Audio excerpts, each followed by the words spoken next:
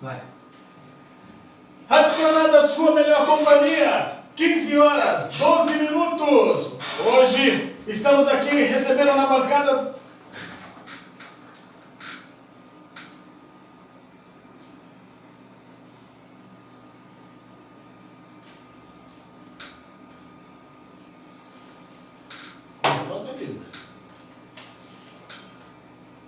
Vai. Rádio Esplanada, sua melhor companhia, 15 horas, 13 minutos. Estamos recebendo hoje aqui na bancada da Rádio Esplanada o meu amigo Marco Aurélio Branco. Doutor, advogado, está advogando muito bem. E hoje ele não veio aqui para falar de direito. Ele não veio aqui tratar de advogar. Não, hoje aqui o bate-papo é diferente. Hoje ele vai contar a trajetória da vida dele. É uma história muito interessante. O Branco, ele tem assim, muito a passar para os ouvintes da formação dele, da vida dele, da infância dele, né? Então tudo que aconteceu de 81 até 84, ele viveu nas ruas, né? Passou muito sofrimento. Depois disso ele foi para a vida militar, né? Serviu lá na Bia Comando no Guarujá de 85 a 89, foram 4 anos de caserna. Depois ele se formou pela Unisanta em Direito.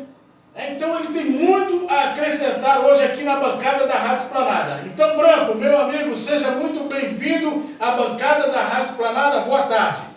Boa tarde, muito obrigado pelo convite. Antes de mais nada, Caleb, nosso amigo ali na assistência, o Fábio. É um prazer, uma honra estar aqui. Legal, legal, Branco. E ó, como eu disse, hoje não tem perguntas, hoje o microfone é do Branco e ele vai contar a história da vida dele, né, da infância dele e como ele saiu das ruas e se tornou um advogado de renome aqui na nossa região de Santos, São Vicente, na Baixada Santista, perdão. Então vamos lá, Branco, começa aí. Como que foi essa tua vida, essa tua infância de 81 até 84, antes de você ir para a vida militar? Inicialmente, antes de 81 era... Desliga o microfone. Desliga tudo. Não é ligado assim, mano? Tá ligado? Não? Tá ligado agora?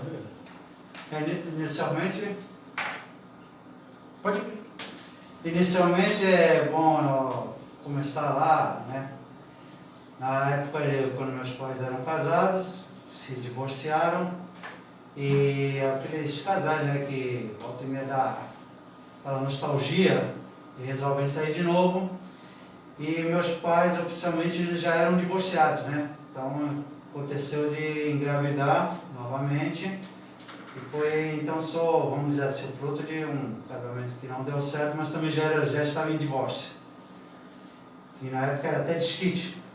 E por ocasião, quando eu nasci, segundo todas as informações dos meus familiares, inclusive minha mãe e meu pai, depois com o tempo contaram, eu fui doado para um casal e fui criado para o casal até uns 4, 5 anos. 5 anos de idade me devolveram para o meu pai, que na época era motoneiro de bonde, na extinta SMTC.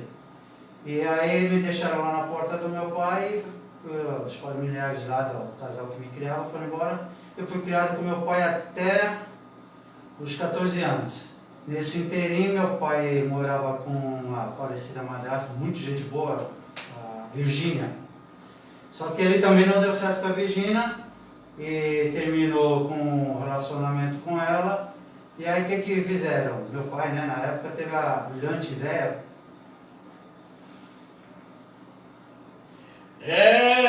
Falar ao vivo é assim mesmo. O Branco se emociona porque foram momentos difíceis da vida dele e é compreensivo. Branco, fique à vontade. E aí, teve a ideia de me internar antigamente era um colégio interno, um asilo, não sei, na Anália Franco.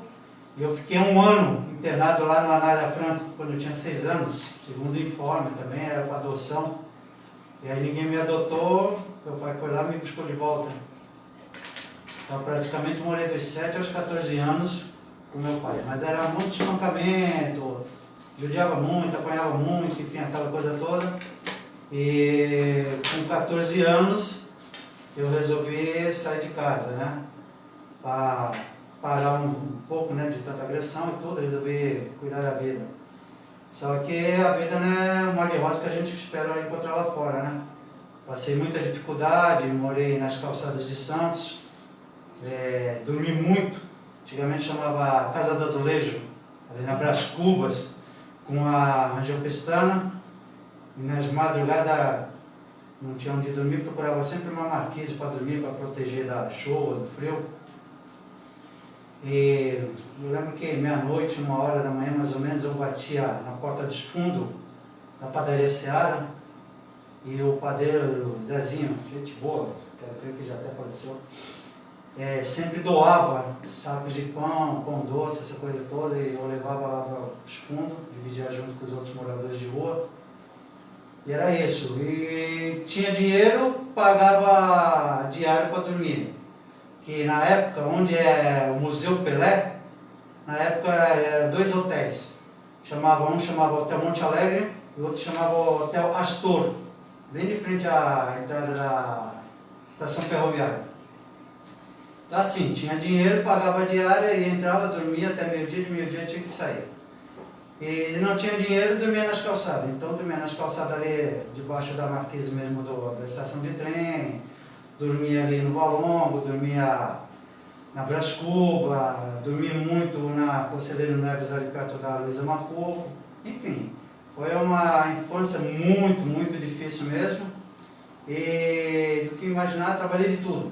Tudo que você imaginar, trabalhou, tinha dinheiro. Não trabalhou, passava fome e ia dormir na rua. Voltava a dormir nas calçadas de novo. E a coisa só mudou um pouco de figura, começou a melhorar depois que eu incorporei, graças a Deus, com muito orgulho, no Exército Brasileiro, via comando D2, em 4 de fevereiro de 85. E na época era o general Abdias da Costa Ramos. E como eu tinha um pouco de estudo, eu era datilógrafo, na época era datilógrafo ainda, fiquei 1 mês e meio na BIA. E naquela época os recrutas, depois do internato, era destinado para ir à seção. Fui destinado para servir no QG, onde fiquei no QG Conselheiro Neves 210, durante 4 anos, estafeta do comando, fazia serviço de São Paulo.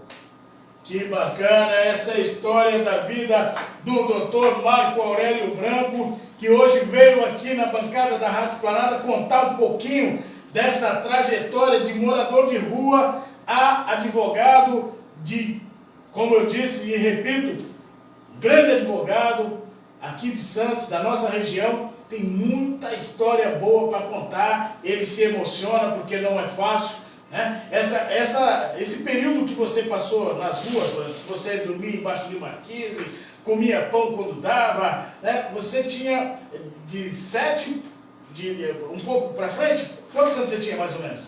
14 até os 18. E, inclusive, quando eu fiz 18 na época, judicialista, né?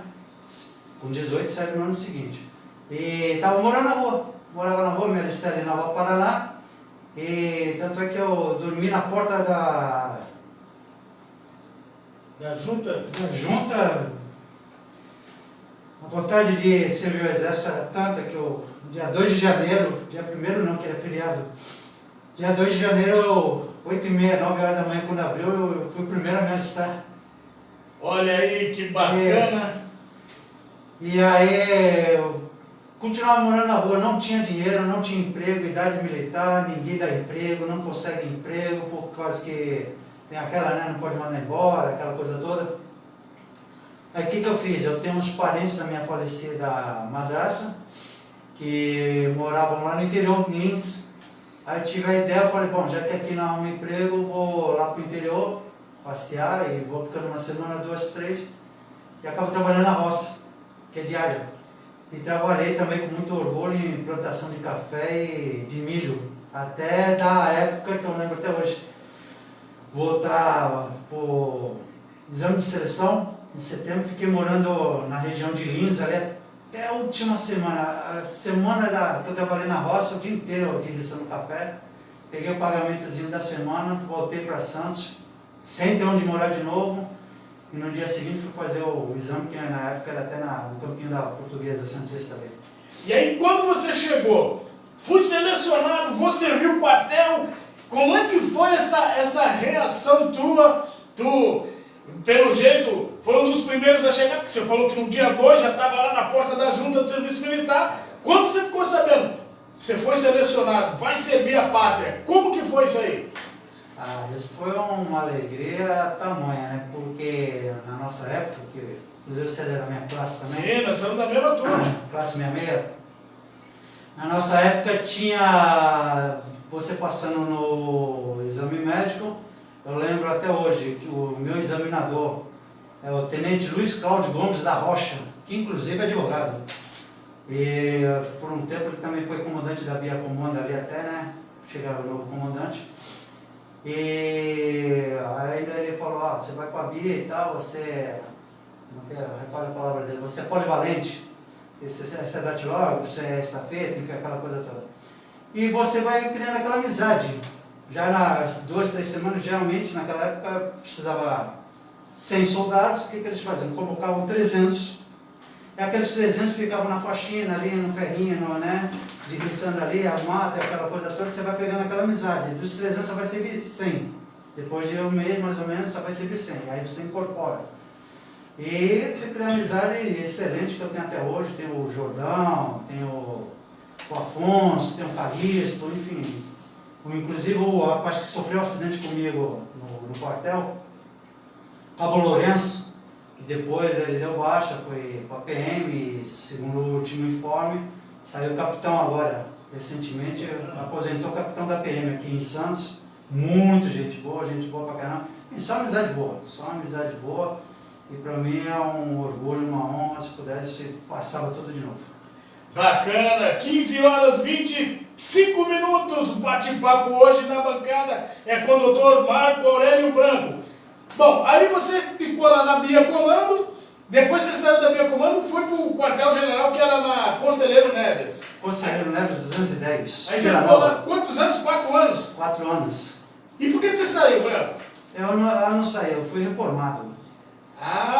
Então você hoje ainda pertence às Forças Armadas, porque você é reformado. E qual foi o motivo da tua reforma? A reformado, que a gente chama no quartel, para quem não sabe, é o cara que se aposenta por algum motivo antes do tempo, né? Então, normalmente, algum motivo de saúde. É isso? Não, a reforma desculpa, não querendo ser pretensioso, que eu também faço direito militar. E, inclusive, esse é um dos motivos que me levou a cursar a faculdade de Direito. A reforma, via de regra, ela tem 2 sentidos, ou por doença adquirida, ou por acidente de serviço. A doença adquirida é o ISO, que se comprova, né, se constata, e o acidente de serviço é o atestado de origem. No meu caso, foi acidente de serviço. É como eu estava falando, em dezembro de 85, eu e o Cabo Lourenço estávamos indo tirar de serviço. Estávamos de serviço dia de Natal, dia 24 de dezembro, tirar serviço no IPG, e ali na Afonso Pena, lembro como se fosse hoje, frente ao número 89 da Afonso Pena, ele bateu, quem estava dirigindo a moto era ele. Ele bateu a moto e o meu joelho estourou na traseira de uma Opala Commodore do ano. Eita lasqueira! Mas vocês estavam em ato de serviço, vocês estavam indo para o quartel? Vocês estavam indo para o quartel? Os 2 guardados. Ele ia cumprir só o expediente. Eu estava escalado no corpo da guarda. Aí sofreu um acidente ali e tal. Aí sofreu um acidente, pronto, acabou, né? Só de HG, fiquei 1 ano baixado na HG. Só de HG. HG é o Hospital Geral do Exército. Isso, que agora chama HMASP, né? Isso. E baixei no HG início de fevereiro, dia 2, dia 3, se não me engano, e fui pegar a alta do HG no dia 13 de dezembro, não esqueço porque é dia do marinheiro, dia da marinha. Olha aí, mande suas perguntas só nesse tema, hein? Nada jurídico. Doutor Marco Aurélio, pelo WhatsApp da Rádio Esplanada, 13 996840422. Aí você ficou lá no HG e tal, depois aí deram a sua reforma. Sim, aí eu fui reformado e que eu fiz, tinha a testa de origem, tudo certinho, na época até já tinha mudado o general, e o general que inclusive ligou lá para Brasília para saber sobre a minha reforma, até, deu um auxílio para ver a situação, general Périx Ferreira Gomes, que inclusive, segundo o informe, depois que saiu daí, foi para a Força de Paz da ONU, lá em Angola. Muito gente boa, pastor também, ele era pastor, ia em várias igrejas, excelente pessoa. E depois disso foi reformado, aí a carreira, né, da ativa se encerrou. Agora vamos falar um pouquinho da sua formação da área de Direito em 2010, quando você se formou lá na Unisanta. Como é que foi esse processo? Como é que você foi recebido lá na faculdade? Como que foi esses 4 anos, né? Sim. 5 anos de formação. Conta um pouquinho agora dessa trajetória aí da sua formação jurídica. Na ocasião eu ainda estava morando lá em Lins, que na realidade eu sou motorista, caminhoneiro, carreteiro, ônibus, trabalhei na CSTC. E aí o que aconteceu? Começou a idade chegar, a idade pesar, eu falei, eu sinceramente chega uma hora que a idade vai pesar, e motorista hoje todo mundo né? Então vou voltar a estudar. Eu tinha só a 8ª série, resolvi voltar a estudar, aí fiz supletivo, primeiro, segundo, terceiro, bombei o terceiro. Aí eu teimoso pra caramba, falei, não vou desistir não, voltei a fazer o terceiro no semestre seguinte. E aí o que aconteceu? Eu falei, vamos ver se por acaso eu seria aprovado em alguma universidade. E aí entrei de uma vez só lá em Lins, fiz Sagrado Coração, fiz na Unip e fiz na Unimec. Passei nas 3. Parabéns, olha aí eu falei, então queria voltar para Santos, falei, vou pegar a Unip, vim para Santos, voltei para a Unip. Aí aqui não tinha dinheiro para pagar, né? O que eu fiz? Fiz 3 anos seguidos o Enem. Fiz o Enem, até passei no Enem, mas não alcançava a média. Aí, o que eu fiz? Eu fui até, nós temos uma linha de crédito, você sabe disso? Fui até a linha de crédito junto do quartel, peguei lá no FAM, um semestre inteiro, para pagar a faculdade. Aí fui na Unip, paguei o semestre inteirinho, e comecei a faculdade. Falei, pronto, agora só falta perder dinheiro e tempo. Mas deu certo. Aí, quando chegou no meio do ano, alguns colegas, vamos mudar de faculdade, vamos mudar o preço, aquela coisa toda. E eu fui, bati nas portas da Santa Cecília. E graças a Deus, inclusive gostaria até de ressaltar, a família Teixeira nos atendeu muito bem, eu e mais 2 colegas. E vamos montar uma turma, não vamos. E graças à família Teixeira, eu consegui do primeiro ao último mês de faculdade, não foi um ano, do primeiro mês, do primeiro ano, até o último mês do 5º ano, 30% de desconto. Olha aí, não é todo mundo tem essa fechada não. E aí eu comecei a fazer faculdade, saí da Unip e fui para Santa. Só que nesse inteirinho trabalhava como porteiro, né? Então eu trabalhava, para você ter uma ideia, da meia-noite às 6 no prédio, saía às 6 horas da manhã, entrava correndo, tomava um banho, café preto, puro, faculdade. Aí faculdade até meio-dia vinha a pé, de lá da Santa Cecília até ali na Carvalho com o Canal 2, meio-dia sem dormir. Aí eu descansava um pouquinho, quando era 1h30 já encostava o carro para fazer bico. E era a tarde toda até 8h30, 9 horas da noite. Pamonha, e vai pamonha, e olha a pamonha. Chegava em casa 8h30, 9 horas da noite, vou dormir. Cochilava um pouquinho, quando era 11h30, pau, trabalhar de novo. Prédio de novo até meia-noite, da meia-noite até as 6. Dia seguinte, 6 horas da manhã, saiu, vou dormir? Não, faculdade. E segura o queixo, 5 anos de faculdade, eu só tive 2 faltas. Que beleza, o homem é um exemplo. Tá chegando pergunta aqui, ó. Vamos lá.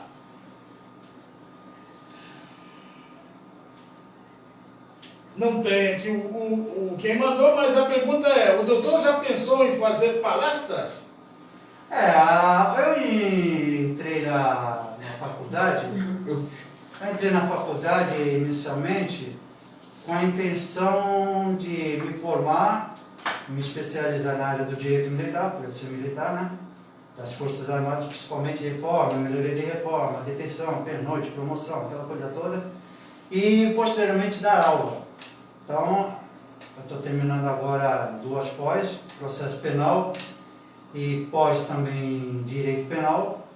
E o próximo passo agora é, se possível, mestrado em direito militar, só que aqui na Baixada não temos.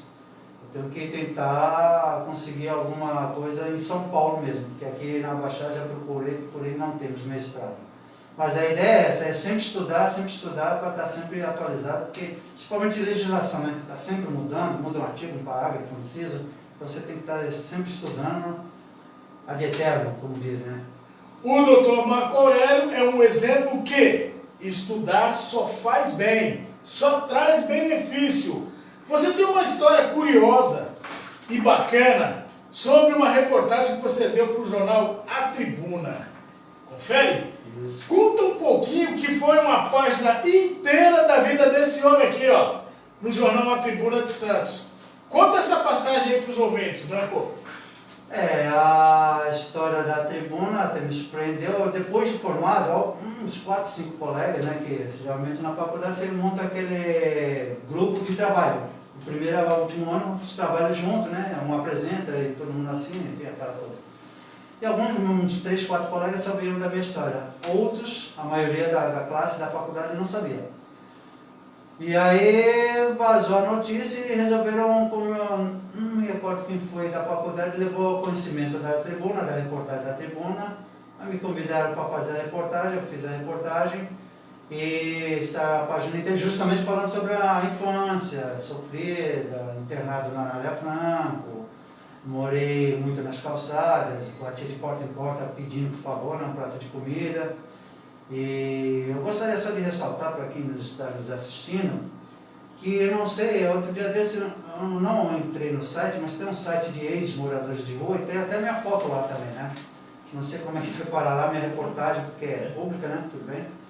E eu gostaria de ressaltar o seguinte, que eu também faço muito defensoria pública e na área penal. Então tem muito casos que às vezes a gente defende, que é usuários de droga.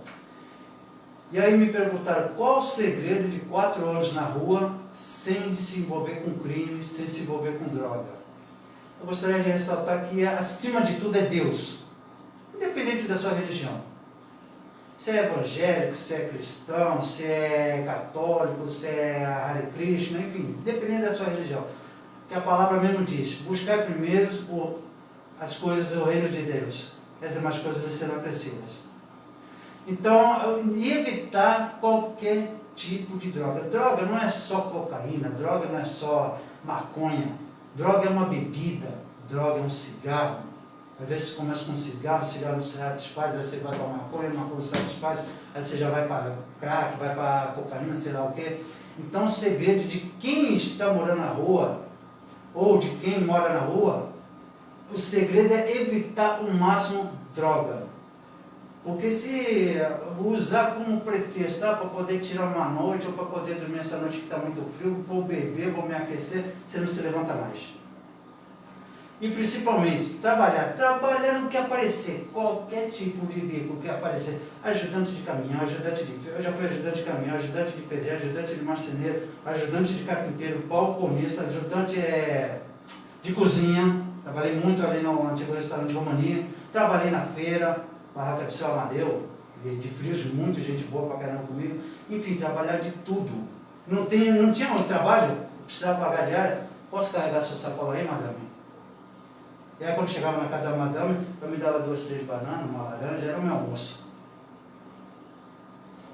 Teve uma época no Gonzaga, que eu tinha uns 15, 16 anos, ali onde a ciclovia do Gonzaga, que hoje tem um bonde, sim, não tinha o bonde. Mas aquela fonte existe desde, acho que antes de eu nascer. O que eu fazia? Lata de 20 litros, enchia e ali era ponto de estacionamento de carro. Gostava o seu bacana lá na época, posso lavar o seu carro aí, doutor? E aí, era o dinheiro que se levantava, às vezes, com um almoço, com uma dormida e, enfim, O meu conselho é esse: não se envolvam nunca com o que é errado, porque senão, sinto muito, você não se levanta nunca. Não bebo, não fumo, não cheiro, não tenho nenhum tipo de vício, graças ao bom Deus. Se eu tivesse algum tipo de vício, eu sempre costumava dizer, se eu me envolvesse com alguma coisa errada, eu não tinha chegado aos 18 anos. Quando a gente tem Deus no coração e leva isso a sério na nossa vida, é emoção hoje na bancada da Rádio Esplanada com meu amigo Marco Aurélio Branco, porque ele tem história, ele tem mensagem de esperança, de expectativa de vida para você que está desanimado. Um exemplo aqui a ser seguido. Por quê? Porque é um exemplo bom que deu certo e que dá certo para quem tem boa vontade, para quem tem Deus no coração e para quem tem disposição para trabalhar. E esse homem aqui, eu conheço ele não é pouco tempo, né? Eu estava na ativa quando ele veio transferido lá de Lins para os antigos 2º BC.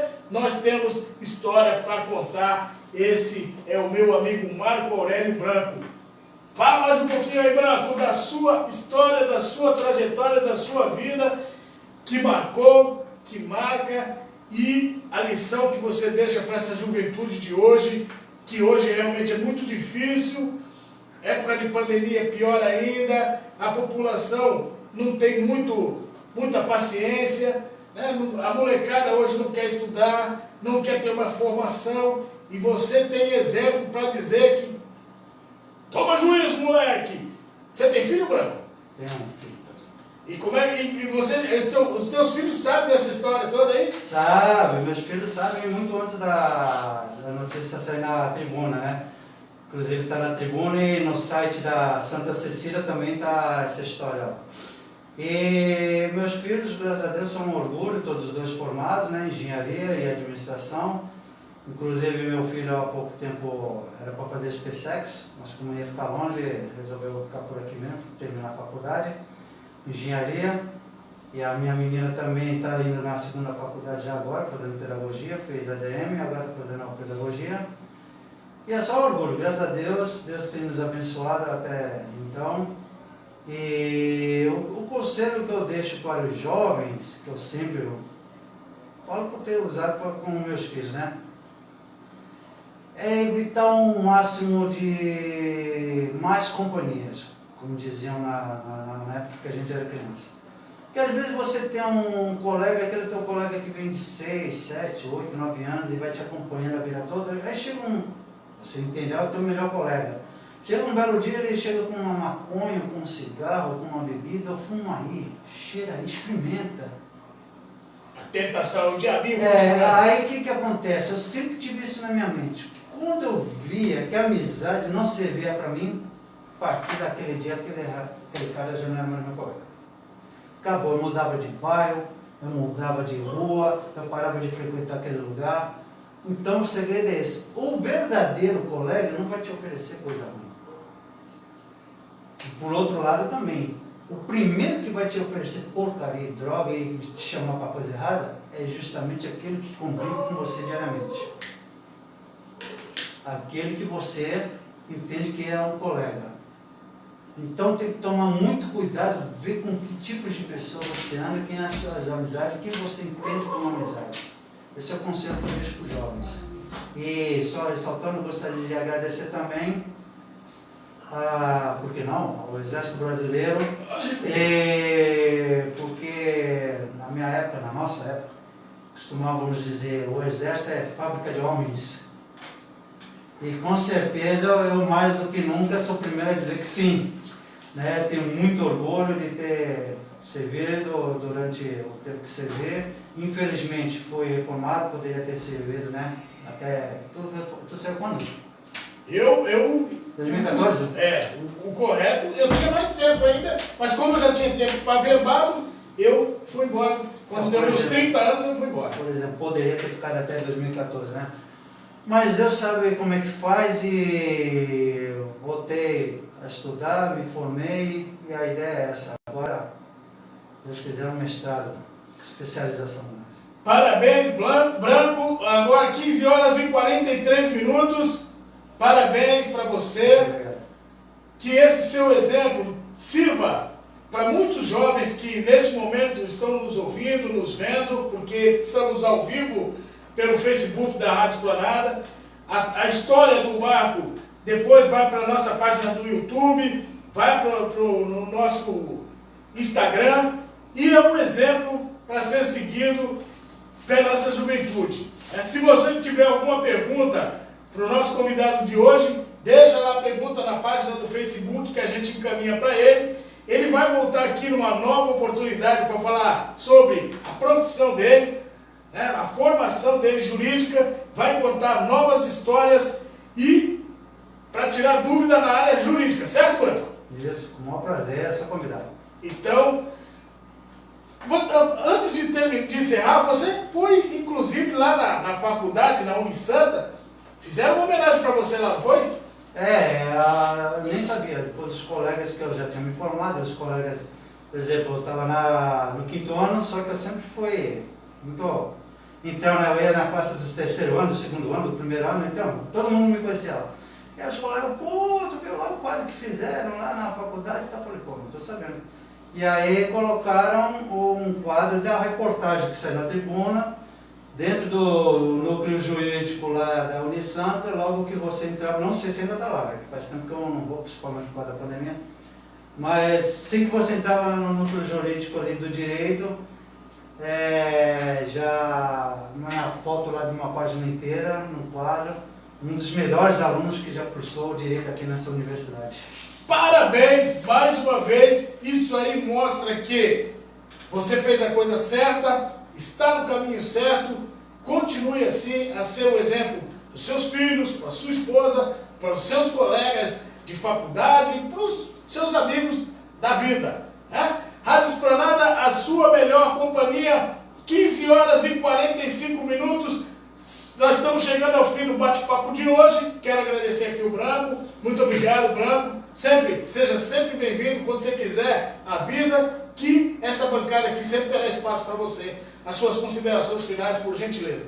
Eu que agradeço pelo convite e com certeza, quando surgir nova oportunidade, estarei à disposição para esclarecer qualquer tipo de dúvida aí dos colegas. Agradeço também ao assistente ali, o Barbosa, o Fábio Barbosa 2, o Fábio Barbosa. Tem alguma pergunta aí, Fábio? Não.